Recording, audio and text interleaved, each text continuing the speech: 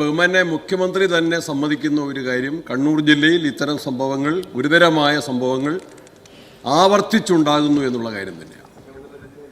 മുഖ്യമന്ത്രിയുടെയും അങ്ങയുടെയും എൻ്റെയും ജില്ലയാണ് കണ്ണൂർ ജില്ല. ആവർത്തിച്ച് ഇത്തരം സംഭവങ്ങൾ ഉണ്ടാകുന്നുവെന്ന് ബഹുമാനപ്പെട്ട മുഖ്യമന്ത്രിക്ക് കേരള നിയമസഭയുടെ വേദിയിൽ സമ്മതിക്കേണ്ടതായിട്ട് വന്നിരിക്കുന്നു. തലശ്ശേരിയിലെ സംഭവം ഒറ്റപ്പെട്ടതല്ല. ഇവിടെ വേലായുധന് 85 വയസ്സ് കഴിഞ്ഞ ഒരു പാവപ്പെട്ടയാണ്. മോഹൻദാസിൻ്റെ വീട് അദ്ദേഹത്തിൻ്റെ മരണത്തിന് ശേഷം പൂട്ടിക്കിടക്കുന്നതാണ്. മോഹൻദാസിനെ നമുക്കറിയാം, പലർക്കും അറിയാവുന്നതാണ്. ചെറുപ്പകാലത്തെ KSU പ്രവർത്തകനാണ്. പ്രസിഡന്റ് പറഞ്ഞ പോലെ എല്ലാവർക്കും അറിയുന്നതാണ്. അദ്ദേഹത്തിൻ്റെ മരണശേഷം ഭാര്യ വേറൊരു വീട്ടിലാണ്. ആ വീട് പൂട്ടിക്കിടക്കുന്നു. അതിനടുത്ത് കർഷക സംഘത്തിൻ്റെ ഓഫീസുണ്ട്, പഞ്ചായത്ത് ഓഫീസുണ്ട്. അവിടെ ബോംബ് കൊണ്ട് വെച്ചതാണ്. അദ്ദേഹം ഈ പറമ്പിൽ തേങ്ങ വറുക്കുന്നതിൻ്റെ ഭാഗമായിട്ട് അവിടെ കയറി ഈ സ്റ്റീല് സാധനം കിട്ടുന്നു. അതെന്താണെന്ന് അറിയാതെ ഒരു സാധാരണക്കാരൻ 85 വയസ്സുകാരൻ അത് പൊട്ടിക്കാൻ ശ്രമിക്കുന്നു. അത് സ്ഫോടനമായി അദ്ദേഹത്തിൻ്റെ കൈ നഷ്ടപ്പെടുന്നു. അദ്ദേഹത്തിന് ഗുരുതരമായി പരിക്ക് പറ്റി. അദ്ദേഹം മരണപ്പെടുന്നു. ഒറ്റപ്പെട്ട സംഭവമല്ല.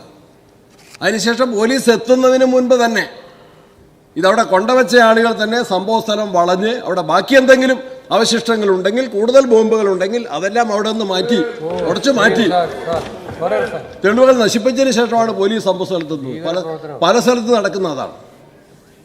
2 വർഷം മുൻപ് ഇതേ നിയമസഭയിൽ ഇതേ മുഖ്യമന്ത്രിയുടെ മുൻപാകെ ഞാൻ തന്നെ എൻ്റെ നിയോജക മണ്ഡലത്തിൽ ചാവശ്ശേരിയിൽ ആസാം സ്വദേശികളായ യാക്രി സാധനങ്ങൾ പെറുക്കി വിറ്റ് ജീവിക്കുന്ന ആളുകൾ 2 പേര്, അവർക്ക് 45 വയസ്സുകാരൻ, മകൻ 20 വയസ്സുകാരൻ, ഇവർക്ക് 2 പേർക്കാണ് ഗുരുതരമായിട്ട് ഒരു സാധനം കിട്ടി, സ്റ്റീൽ ഒരു സാധനം കിട്ടി, പാത്രം. അതവരെന്താണെന്ന് അറിയാതെ അവർ പൊട്ടിച്ചു നോക്കി, വലിയ സ്ഫോടനം ഉണ്ടായി. 2 പേര് സംഭവ സ്ഥലത്ത് വെച്ച് മരിച്ചു. മറ്റൊരു സഹോദരനുണ്ടായിരുന്നു. ഈ മൃതശരീരം കൊണ്ടാണ് അദ്ദേഹം ആസാമിലേക്ക് പോയത്. ഈ സഭയിൽ ഞാൻ അടിയന്തര പ്രമേയമായിട്ട് അവതരിപ്പിച്ചപ്പോഴാണ് ഇതേപോലെ ഏതാണ്ട് ഒരു മറുപടിയാണ് അന്ന് മുഖ്യമന്ത്രി പറഞ്ഞത്. പോലീസിന് നിർദ്ദേശം കൊടുത്തിട്ടുണ്ട്. പക്ഷേ ഇത് വീണ്ടും ആവർത്തിക്കുകയാണ്. എത്രയെത്ര സംഭവങ്ങൾ അന്നും ചൂണ്ടിക്കാട്ടിയ സംഭവങ്ങളാണ്. തില്ലങ്കേരിയിൽ ഓമന എന്ന ഒരു തൊഴിലാളി, തൊഴിലുറപ്പിന് പോകുന്ന തൊഴിലാളിയാണ്. തൊഴിലുറപ്പിൻ്റെ ഭാഗമായിട്ട് അവരൊരു റോഡിൻ്റെ കാന വൃത്തിയാക്കുകയാണ്. ഡ്രെയിനേജ് വൃത്തിയാക്കുമ്പോൾ തൂമ്പെടുത്ത് കളച്ചപ്പോൾ എന്തോ സാധനത്തിൽ തട്ടി പൊട്ടി. ബോംബായിരുന്നു അതിൻ്റെ അകത്തുണ്ടായിരുന്നു. ബോംബ് പൊട്ടി. അവർ ഇരിട്ടി ആശുപത്രിയിലായിരുന്നു. ചാനലുകൾ അവരുടെ ഈ പരിക്ക് പറ്റിയ അവസ്ഥ, പിന്നീട് തൊഴിലുറപ്പിന് പോകാൻ പറ്റാത്ത അവസ്ഥ ചാനലുകൾ റിപ്പോർട്ട് ചെയ്തതാണ്. പാനൂരിൽ തന്നെ അമാവാസി എന്ന അന്യസംസ്ഥാന ബാലൻ, അദ്ദേഹത്തിന് കളിക്കുന്നതിനിടയിൽ ആ കുട്ടിയാണ് അമാവാസി, കളിക്കുന്നതിനിടയിൽ ഒരു ചെറിയൊരു പാത്രം കിട്ടി. ആ പാത്രം തുറക്കാൻ വേണ്ടി അമ്മ കാളിയുടെ എടുത്തു കൊടുത്തു. അമ്മ നോക്കിയിട്ട് തുറക്കാൻ പറ്റിയില്ല. ഈ ബാലൻ തന്നെ അത് കുത്തിപ്പൊട്ടിച്ചു. ആ കുത്തിപ്പൊട്ടിക്കുന്നതിനിടയിൽ സ്ഫോടനം ഉണ്ടായി. അവൻ്റെ കണ്ണും കൈയുമാണ് പോയത്. പിന്നീട് നാട്ടുകാരെ പിരിവെടുത്തിട്ടാണ് ഈ അമാവാസിയെ ചികിത്സിച്ച് അല്പമെങ്കിലും ഒരു ഭേദമുണ്ടായത്. ആ കുട്ടിക്കാണ് നമ്മളുടെ സുഗതകുമാരി ടീച്ചർ പൂർണ്ണചന്ദ്രൻ എന്ന് പേര് വിളിച്ചത്. ഈ അമാവാസി എന്ന കുട്ടിക്കാണ്. ഒറ്റപ്പെട്ട സംഭവമല്ല. പാനൂരിൽ ഒരു സ്കൂൾ അധ്യാപകൻ, CPM പ്രവർത്തകനായ ഒരു സ്കൂൾ അധ്യാപകൻ, നമുക്കെല്ലാം അറിയുന്ന ഒരു സ്കൂൾ അധ്യാപകൻ, അദ്ദേഹം സ്കൂളിൻ്റെ സ്റ്റാഫ് റൂമിൽ കൊണ്ട് ബാഗ് വെച്ചു. ബാഗ് ആരോ തട്ടിയിട്ട് താഴെ വീണു. ആ ബാഗിൽ നിന്ന് ബോംബ് പൊട്ടി. ഒരു അധ്യാപകൻ്റെ ബാഗിൽ നിന്ന് ബോംബ് പൊട്ടുന്ന സംഭവം പാനൂരിലുണ്ടാകുന്നു. ചാവശ്ശേരിയിൽ ശ്രീധരൻ, ചാവശ്ശേരിയിലെ പടിക്കച്ചാലിലെ ശ്രീധരൻ എന്ത് ചെയ്തു? ശ്രീധരൻ്റെ വീടിനടുത്തൊരു ബോംബ് പൊട്ടി. ശ്രീധരൻ അത് എന്താണെന്ന് അറിയാൻ വേണ്ടി ആകാംക്ഷയോടെ അങ്ങോട്ട് ഓടിച്ചെന്നു. അദ്ദേഹത്തിനും ആ സംഭവത്തിൽ വീണ്ടും ഏറുണ്ടായി. അദ്ദേഹത്തിന് പരിക്ക് പറ്റി, കാല് നഷ്ടപ്പെട്ടു. ഞാൻ പോയി കണ്ടതാണ് പടിക്കച്ചാലിലെ. എത്ര സംഭവങ്ങൾ. പെരിങ്ങത്തൂർ പാലത്തിനടിയിൽ ബോംബ് സൂക്ഷിച്ചിരുന്നു. ആ ബോംബാണ് ഒരു അന്യസംസ്ഥാനത്തെ ഒരു കുട്ടി എടുത്തിട്ട് അത് കൈകാര്യം ചെയ്യുന്ന സമയത്ത് ആ കുട്ടിക്ക് ഗുരുതരമായിട്ടുള്ള പരിക്ക് പറ്റി. എത്ര സംഭവങ്ങൾ. ഇരിട്ടിയിൽ ഒരു BJP പ്രവർത്തകൻ പട്ടാളത്തിൽ ജോലി കിട്ടിയപ്പോൾ പോകാനുള്ള തയ്യാറെടുപ്പിൻ്റെ ഭാഗമായിട്ട് വീട്ടു പറമ്പിലോ മറ്റോ സൂക്ഷിച്ചിരുന്ന ബോംബ് എടുത്ത് നശിപ്പിക്കാൻ, നിർവീര്യമാക്കാൻ നോക്കി. അതിനെ എടുത്ത് കൈകാര്യം ചെയ്യുന്ന സമയത്ത് ബോംബ് പൊട്ടി, കണ്ണും കാലും നഷ്ടപ്പെട്ടു, പട്ടാളത്തിലെ ജോലി നഷ്ടപ്പെട്ടു. ഇതൊന്നും ഒറ്റപ്പെട്ട സംഭവങ്ങളല്ല സാർ. നമുക്കെല്ലാം അറിയാം. ഈ തെരഞ്ഞെടുപ്പിൻ്റെ ഈ കേരളം കണ്ട, ഇന്ത്യ കണ്ട ഏറ്റവും ശക്തമായിട്ടുള്ള പാർലമെന്റ് ഇലക്ഷൻ്റെ തയ്യാറെടുപ്പിൻ്റെ ഭാഗമായിട്ടാണ്, പ്രചരണ പ്രവർത്തനങ്ങൾക്കിടയിലാണ് പാനൂരിൽ DYFI പ്രവർത്തകൻ അഡ്മിറ്റഡ്ലി എവിഡൻലി തെളിഞ്ഞ കാര്യമാണ്, ആർക്കും നിഷേധിക്കാൻ കഴിയാത്ത കാര്യമാണ്. DYFI പ്രവർത്തകൻ ഷെറിൻ ബോംബ് നിർമ്മിക്കുമ്പോൾ ബോംബ് പൊട്ടി പരിക്ക് പറ്റി മരണപ്പെട്ടത്. ഷെറിൻ മരണപ്പെട്ടു. പോലീസ് കേസ് മുഖ്യമന്ത്രി ഇവിടെ പറഞ്ഞു. ആദ്യം എന്തായിരുന്നു പാർട്ടിയുടെ നിലപാട്? ഗോവിന്ദ മാഷ് DYFIനെ തള്ളി പറഞ്ഞു. പരിക്ക് പറ്റിയ ആൾ അവിടെ കൊണ്ടുപോയി. ആദ്യം കോഴിക്കോട്ടെ ആശുപത്രിയിൽ കൊണ്ടുപോയി. പിന്നീട് തലശ്ശേരിയിൽ നമുക്കെല്ലാം അറിയുന്ന CPM നിയന്ത്രണത്തിലുള്ള തലശ്ശേരി സഹകരണ ആശുപത്രിയിലാണ് പരിക്ക് പറ്റിയ ആളുകളെ രഹസ്യമായിട്ട് ചികിത്സിക്കുന്ന.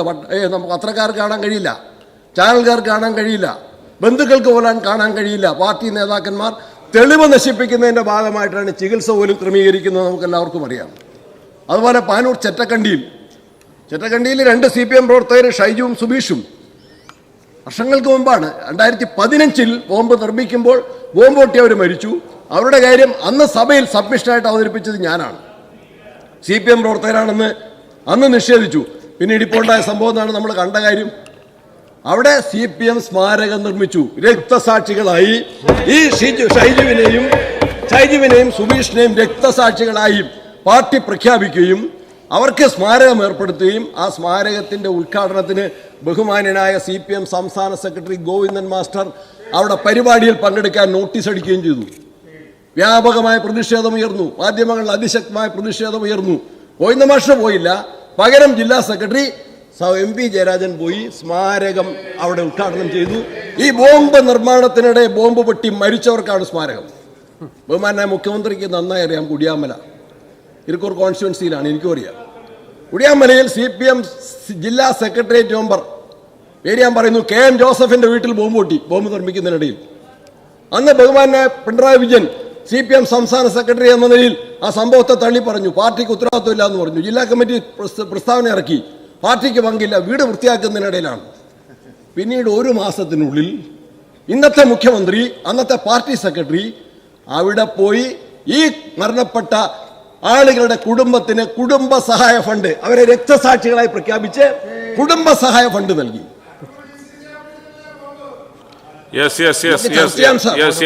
നമുക്ക് ചർച്ച ചെയ്യാം സാർ, നമുക്ക് ചർച്ച ചെയ്യാം. നിഷേധിക്കാൻ കഴിയുമോ? എത്ര CPM പ്രവർത്തകരാണ് കതിരൂർ പുല്ലിയോട്?